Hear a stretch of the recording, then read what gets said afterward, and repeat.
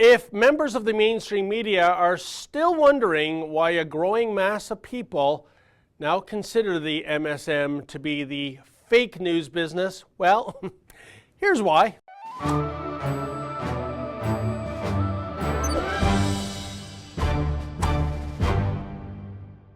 Earlier this month, President Donald Trump made a televised speech from the Oval Office. Now, take a look at these two screenshots, please. The shot on the left is an undoctored image of how the president actually looked that night.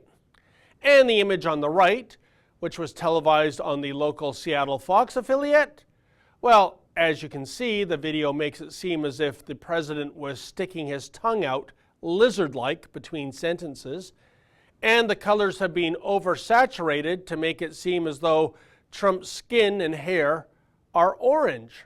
Fake, fake, fake, fake. Look, had this doctored video been part of a comedy show, hey, no harm, no foul, especially in a nation that defines its freedom of expression via the First Amendment. But this occurred during straight news coverage of a live presidential address. How could anyone in the news business think this sort of distortion would be appropriate? Furthermore, it's so downright petty, so vindictive, that it's really kind of pathetic. And of course, ultimately, it makes for another scathing indictment of the mainstream media that has so utterly lost its way. And what did it accomplish? The staffer responsible for this grotesque special effects extravaganza was sacked, while the station now nurses a throbbing black eye in the credibility department. Oh, and how's this for another scathing indictment that news coverage is becoming increasingly selective in terms of what goes to air and what gets buried? Just a day after the Seattle Trump fakery, it was reported that an independent TV station in San Diego, KUSI, said that CNN turned down an opportunity to hear about border security from a local perspective. Gee, why would that be?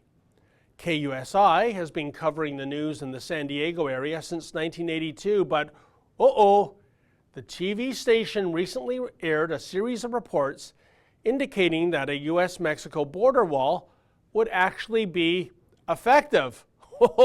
Red alert. Sorry, KUSI, you should have known better.